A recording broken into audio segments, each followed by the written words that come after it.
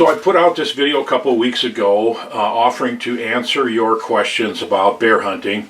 You know, most of the questions are answered elsewhere in different videos. There's dozens of bear hunting videos on this channel, but some questions just keep coming up, and so I just felt like, well, maybe I just do a dedicated video to answering your questions. And so I put that video out inviting you to respond and ask your questions, and I think I got about 25 to 30 questions. Now I can't answer them all in this video, but I can answer the majority of them, and then we'll probably do another one because they'll keep coming in. But I just wanted to start this by saying that my answers are my opinion, and not everybody agrees with me. I've been doing this a long time, so I feel pretty strongly about my opinions. I wouldn't give them if I didn't feel they were based on facts and correct, but not everybody agrees, and you're free to disagree. I'm sure there's more questions that'll be coming in, so if these answers trigger more questions, then by all means feel free to leave comments in the comment section below, and I'll probably have to do another one of these videos. Let's just go ahead and get right into it. I'm going to answer probably 12, 13 questions here in this video. And the first one is, I shot my first Minnesota black bear, about a 200-pounder over bait. The 30-06 dropped him at 4 yards. He came straight at me from downwind until I shot him right under my tree. Do you think he smelled me and came in to investigate? And is this a common occurrence? So the short answer to that is no, but I'm going to read you the second part of his question. He actually asked 3 questions, so I'm going to read you the second part of the question before I answer this. So the trail cam showed me that the bear I shot had already hit the bait 3 times the day that I shot him, and this was his 4th time that day. Any thoughts on this?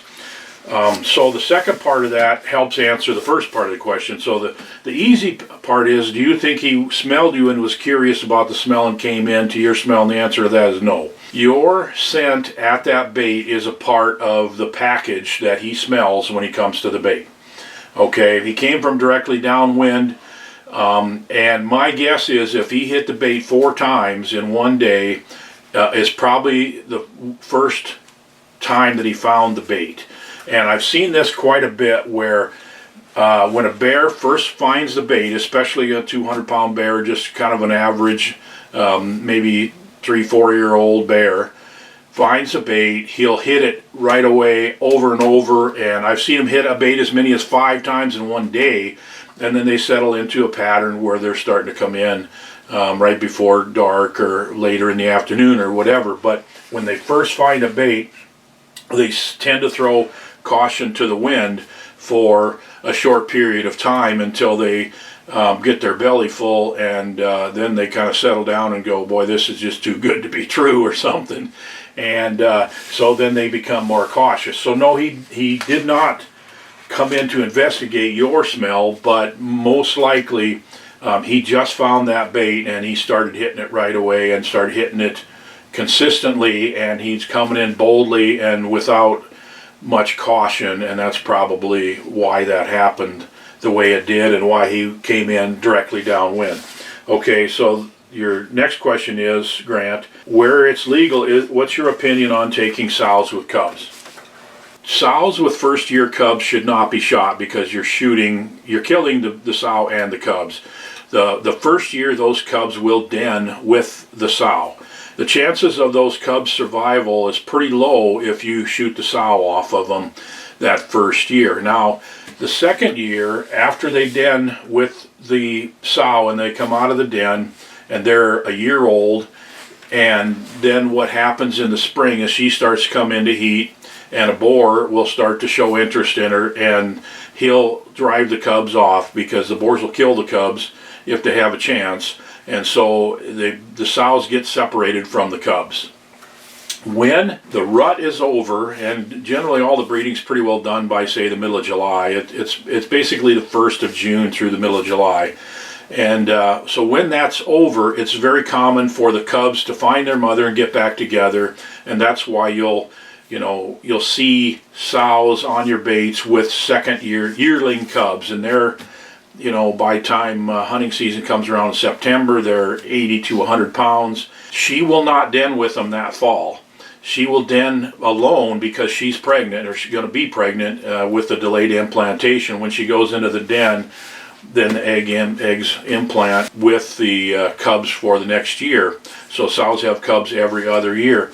So the second year, if you shoot a sow off those cubs in September, or, you know, in the fall, you're not sentencing those cubs to death. So that's a different subject than the sow with those first year cubs. I would say it shouldn't even be legal to shoot a sow that's accompanied by first year cubs. So that's my opinion on that. Danny says, how do you store donuts through the winter? Do you have to freeze them, or can you put them in a barrel and store them? Well, where I live, you put them outside and they'll be frozen from November until April. So it's not a big issue for me. You can certainly put them in a barrel and keep them outside. Pastries will keep pretty well in a cold, shady place for several months, but in a barrel if it's sealed up.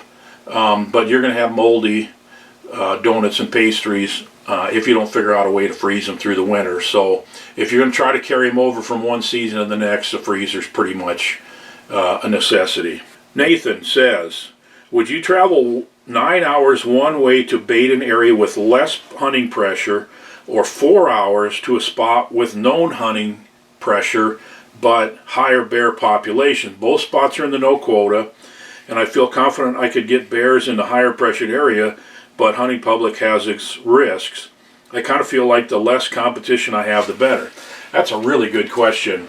So basically you've got a choice between driving only 4 hours to a place to bait where there's more bears and more hunting pressure, versus driving 9 hours to bait where there's less bears and less hunting pressure. So there's several moving parts to this. First of all, my experience has been that these areas that are kind of on the edge of bears' typical habitat tend to have fewer bears but bigger bears. Bigger mature males are more common in these areas right along the edge of the typical bear hunting habitat, and that's where all this no quota zone is in Minnesota. And for those of you who are not from Minnesota, we have the traditional bear hunting area where there's zones and you have to draw a tag, and then we have the no quota zone where you can just buy a tag over the counter and shoot bears. I would say that generally I would opt for less hunting pressure trumping all the other factors. If I felt like I could put a bait out and there's enough bears around to make it worth it, and there's no other hunters within 2-3 miles of me, I would opt for that over hunting in a high pressured area, even if there's more bears. Now you got the other part of this, which is 9 hours is a long ways away. You're not going to be able to just run up there and bait and come back in a day. So when you go up, you're going to have a place to stay. So you can run a bait and then you have to drive home the next day or whatever, or you can go up for the weekend and run the baits twice. That'd be another option. You know, and then when you're hunting, what do you do if you're 9 hours from home and you shoot a bear at 8 o'clock at night? You get it out of the woods at 10 o'clock at night and get it skinned and cut up. You're not going to drive 9 hours home starting at 10 o'clock at night. So that's another issue that's got to be in the mix, is that you got to have a place to stay. So, you know, if you could rent a storage facility or something like that, that would really be helpful. So the real short answer to this question is that less hunting pressure trumps everything else for me. Derek, now that you've killed multiple bears, what do you do with the hide and the skull on the bears you kill? Good question, because I've killed 37 bears and I certainly don't need 37 bear rugs or bear mounts or anything like that. In fact, I've only got 4 mounted bears and 1 bear rug, and I've got another one that's at the taxidermist right now, and that's a chocolate bear that I shot in Wyoming that has a blonde stripe down its back. It's just a really pretty and a unique bear, and I decided to do a rug out of it. So that'll give me 6 out of 37. And for a while, I had a taxidermist who would buy the hides from me for $100. And you know, I live here in an area in central Minnesota where there are thousands of $500,000 to $1 million homes on all the lakes around this area. We're 2 hours from the Twin Cities, and there's this huge mass of wealthy people that come up here every weekend in the summer and stay at their cabin, which most of them are way nicer than the house I live in. There's a lot of $500,000 plus homes on the lakes around here, and so many of them want to have a bear rug in their cabin. This guy would buy them from me for $100, and he'd tan them and make them into a bear rug and sell them for $1,500 and made pretty good money on it. But he's out of business now, and so I have given away some bear hides. I've traded for different things. I got a friend in Nebraska who goes around to rendezvous and sells tanned fur, and I think he's taken 6 or so of these bears, and I just tossed them in a chest freezer in my hunting trailer when I went out to deer hunt in Nebraska last time, and took him a bunch of them. And so I've gotten pretty creative in trying to figure out ways to get rid of these hides, and I've donated them at times. So there's different options for you. The key to it is, boy, if you're going to hunt bears a lot, don't feel obligated to do something with all the hides, because frankly, instead of spending several $100s on a bear mount or a bear rug, I'd just soon use that money to go on another hunt. So that's just me. In your experience, how big of a paper route of bait devouring will one bear make? I'm limited in my experience, but the few years I've hunted, I see them making huge circles. That's a really, really good question. I've done a couple magazine articles on this, and there is a video on this channel. It's called Bear 6007, and I go into quite a bit of detail on bears' home ranges in that video. And this is a bear that I've had on camera at 2 different baits that are 14 miles apart. I've also had encounters with other bears that are commonly at different baits 5 to 6 miles apart. And there's some extreme cases that I know of where, like one outfitter I hunted with in Saskatchewan, he had 7 baits along this long running logging road, and he would go off on a skidder trail and on one side, and then he would put a bait in, and he'd go about 2 miles, and he'd go off on a skidder trail to the left and put a bait in, then he'd go about 2 miles and put one off to the right. Well, it was late May, and he's out running his baits. And so at that time, the bigger male bears are starting to get interested in what the females smell like. So he happened to notice in the logging road, there was a bear that went to the bait. And it was tracks of a big male in this fresh snow. And then when he got to the next bait, he saw where the bear crossed the logging road and went to that bait a little over 2 miles away. And then it went to the next one. And long story short, that male bear checked all 7 baits over 14 miles apart in one night.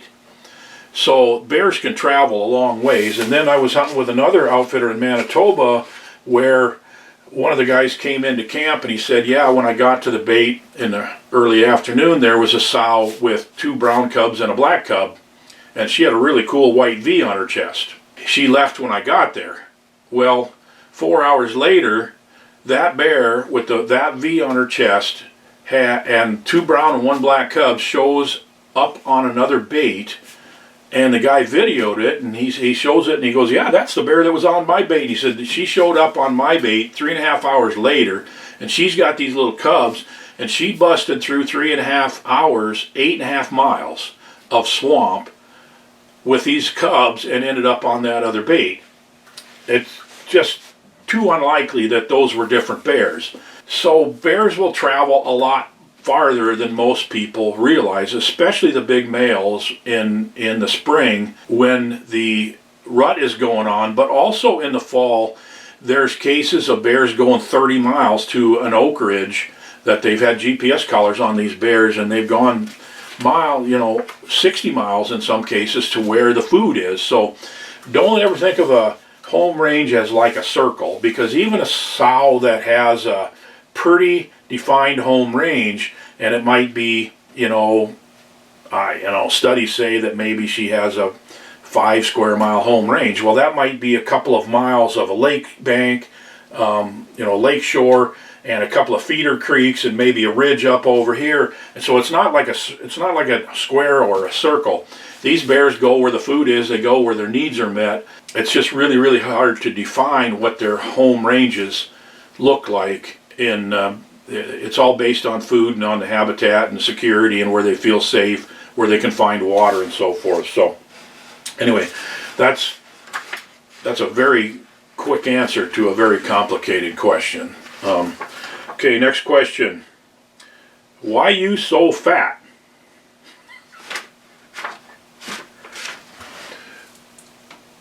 You say that like it's a bad thing.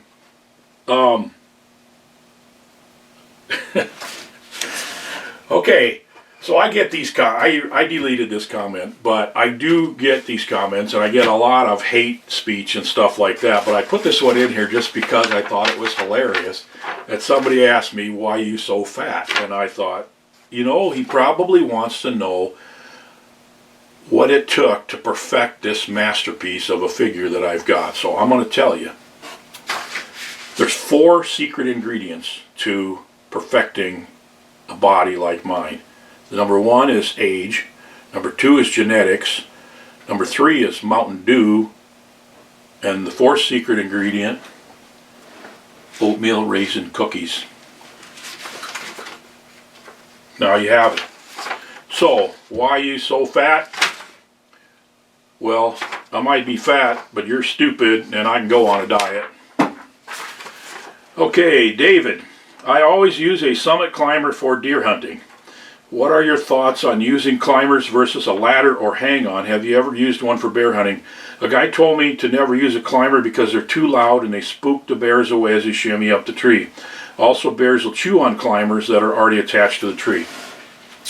So, rarely do I see anyone use climbers at a bear bait. And the reason for that is twofold. Number 1, you mentioned it, is that if they're fabric and straps, and the bears will chew on them and they'll bite them. And it could be dangerous in addition to just losing your stand or having to buy a new one. The other thing is, it's very common if you're in the right location with your bear bait, there's a pretty good chance that the bears are very close by. They might be laying up within 100 yards, and you can't get up and down a tree with a climber without making a bunch of commotion. So climbers are generally not the right stands for bear hunting over bait. But then also if you're hunting in an abandoned apple orchard, or you're hunting over oak trees where you're just hunting natural food sources, once again, those bears could be pretty close. So generally I would say it's difficult to find any situation where a climber is the right tool for the job. Thomas, we live in the Adirondacks of upstate New York, and we're avid deer hunters. We want to step our game up and go after black bear. Hunting hounds and baits are illegal. The season runs mid-September through the first week of December. Wondering if you could provide us with any tactics, strategies, the use of scents and calls. Okay, so that kind of goes back to what I just talked about with the natural food sources. In states where they don't allow you to use bait, it's typically because the cover's more open, and it's not the northern boreal forest where all the states that baits are used for bear management. And so some of the more successful tactics that people use are hunting over natural food sources, crop fields like cornfields. Oats are a good one. It just takes a ton more scouting to find out where the bears are. So corn and oats are good. Just being on an oak ridge and just putting in your time can put a bear in front of you. A lot of the Northeast has overgrown fields and abandoned farm places that have apple trees, and sometimes those can be really good. In Pennsylvania, bear drives are really common, where they push these blocks of timber with large numbers of people, 10, 12, 15, up to 25 people. They have posters and standers, and that's how they kill a lot of bears in Pennsylvania. Some states, they just have real accessible bear tags and low prices on bear tags, so most deer hunters just go ahead and buy a tag, so they have one with them in case they see a bear while they're deer hunting. And also check the state regulations. There are some states where you can't use bait, but you can use lures. And if you are in an area where you know there's bears, then sometimes a drag rag can work with some Northwoods bear products on it, like Gold Rush or something like that, or just spray some good smelling scent, like Northwoods has a raspberry and a blueberry scent that can be really good in September. Put it on a rag and hang it by your tree stand or whatever. So there's options. It's typically pretty easy to get a tag, so that's the trade-off, I guess. There, where areas where bait is used and there's a lot of bears, it's harder to get a tag. So those are some options for you. Hope that helps you. I have talked to people who have had success calling bears with a predator call, but that's more in the western United States, in the mountains and stuff like that. I don't know of anyone that's done that in the east, although it'd be fun to try it in New York. You know, seeing a bear come to a predator call is something pretty adrenaline stoked, so worth a try. Cody says, my dad and I plan to start hunting bears with bait in a couple years on his 240-acre private land once we draw a tag. We also hunt deer on this property, so my question is, will an increased number of bears in an area from baiting cause the deer to leave the area? Excellent question, and my experience with that is that having hunted in the spring a lot and also having fed bears year-round from the time that they're out of the den till the time that they den up again, trail camera pictures are a big part of why I do that, and just getting good bear videos and stuff like that. I just have a couple places that I just like to feed bears and watch bears and learn about their behavior. And what I found is that during the spring season, when the does are dropping their fawns, they vacate the area where there's a lot of bears. They'll just leave the area if there's, you know, trails coming into a bait and you know, a lot of bears in the area. They'll just go somewhere else to drop their fawns. I know that for a fact. I have seen deer from a tree stand sitting over a bear bait. So in the fall, I don't know how much difference that makes. Bears and deer interact with each other from time to time, and generally deer aren't especially fearful of bears, because most bears they don't try to attack adult deer. So I guess that's the only experience I can draw from on that. I would say that if you're baiting bears, it's probably going to be a couple of weeks before the deer settle down a little bit. That's just my gut feeling about what I know about the interactions, and I don't have any science to base that on or anything, but hopefully that helps you. And I'd like to hear your experience. I mean, if you do this on your 240 acres, I'd like to hear what your anecdotal experience is, Cody. Okay, Eli says, I was looking through the Michigan 2020 bear data. How long do you spend in the woods to get a bear on average? In Michigan, it's 23 days per bear harvested, and 7.1 per hunter. About 30% got a bear in my unit. Boy, that's so variable. I have, jeepers, I went years where I didn't get a bear. I don't know how many hours I spent hunting, and I also don't know, Eli, if you're talking about the hours that you spent baiting. You know, to me, those are the fun part of the hours that I spend. I would say 23 days on average for a bear harvest would be way, way higher than what I'm experiencing now anyway, but I've got a really good system, and I've been doing this for over 20 years, and so, you know, I feel pretty confident that I can go choose a bait site and have a pretty good chance of killing a bear on that bait site in the first few days of the season. I hope that's helpful. He says, also another question, nothing around here eats dry dog food once it's wet. The opossums will eat dry cat food once it's wet, but the cats won't. It's 6.5 hours to where I bear hunt, so I need to know how much bait I should use. There's a couple videos that'll answer this question better than I can in a short period here, but let me give you the gist of it, and then do a search on this channel for how often should I bait, how long should I bait. There's videos on those, how much bait should I use. There's videos on all those topics on here. But generally, I'm just going to say that I would bait often enough that there's always bait there.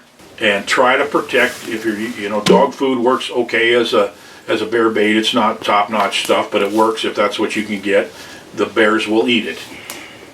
I would say bait as often as you can to make sure that the bears are getting something to eat every time they come to your bait.